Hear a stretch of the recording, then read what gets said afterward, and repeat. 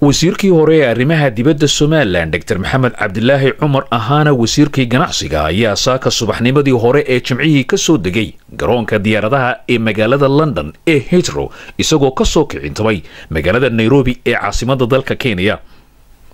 wasiirka ayaa waxa halkaasi ku qaabilay soo dhaweyntiisa xubno ay horkacayeen xisbiga kulmiye laantiisa galbeedka magaalada London oo ay ku weheliyaan xubno kamid ah xisbiga kulmiye laantiisa galbe bariga London ayaa waxa sidoo kalena halkaasi ku soo dhaweeyay xubno kamid ah hogaanka xisbiga kulmiye laanta magaalada Bristol iyo qaar kamid ah jaaliyada Somaliland.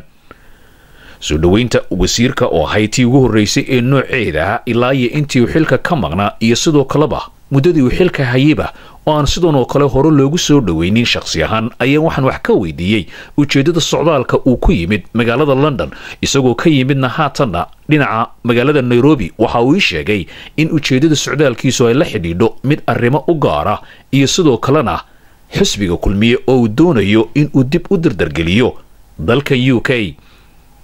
wasiirka ayaa waxaan sidoo kale wax ka weydiiyay dareenkiisa la xidhiidha soo dhaweynta waxaana kamid ah hadaladiisii sida tan. aad iyo aad baan ugu faraxsanahay sida diiran wanaagsan ee wadaniyadu ka muuqato ee halkan maanta la igu soo dhaweeyay magaalada London. waa sida aad sheegtay Cabdilaahi, waa soo dhaweyn gaar ah. aad iyo aad baan uga mahadcelinayaa community-ga iyo jaaliyada reer Somaliland ee halkan ku dhaqan sida wanaagsan ee la igu soo dhaweeyay.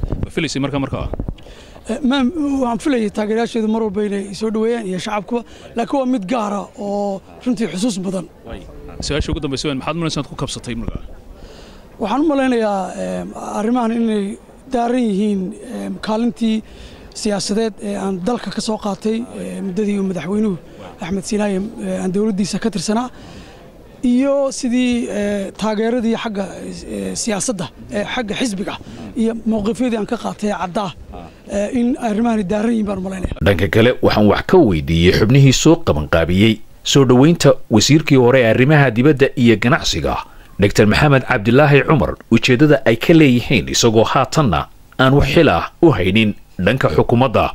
waxaana su'aashaasi ka jawaabay Jibriil Cali Muuse oo hore u ahaa afayeenka guddida xisbiga kulmiye ee UK iyo sidoo kale Maxamuud Maxamed Xoore oo loo yaqaan Camuudo oo isaguna kamid ahaa madaxda sare ee xisbiga kulmiye ee UK.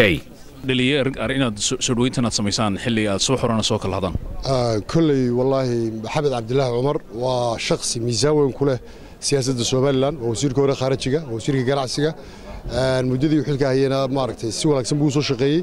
at the same time dhinaca xisbiga iyo mowqifyadiisii uu istaagay iyo kaalintii uu ku lahaa maaragtay musharax Muuse Bixi Cabdi ayaanu maanta halkan iskugu soo baxnay oo nimid anagoo dhamaantayo halkan raacsan oo ah taageerayaasha Muuse Bixi Cabdi. markii uu soo dhamaaday soo dhaweynta airportka lagu soo dhaweeyay wasiirkii hore arrimaha dibadda Somaliland Dr. Maxamed Cabdilaahi Cumar waxaa loo galbiyay dhanka Royal Lounge oo iyadu ku taala isla galbeedka magaalada London, halkaasi oo loogu sameeyay isaga iyo xubnihii soo dhaweeyay quraac isla markaasina laga soo jeediyay hadallo kala duwan oo ay ku dhiirigelinayeen isla xisbiga dhexdiisa iyo soo dhaweynta wasiirka oo ay aad uga mahadnaqayeen iyadoo sidoo kalena waxaana halkaasi ka hadlay xubno fara badan oo iyagu dhammaanba hadalladoodu ay ku arooreen dhiirigelinta xisbiga iyo sidoo kalena u mahadnaqa wasiirka muddadii uu xilka soo hayn jiray iyo haatanna kaalinta uu kaga jiro xisbiga. waxaana gabagabadii Dr. Maxamed Cabdilaahi uu ku soo gunaanaday hadal uu uga mahadnaqayo isla markaasina uu kaga waramay xaaladda xisbiga iyo sidoo kalena dhiirigelintiisa.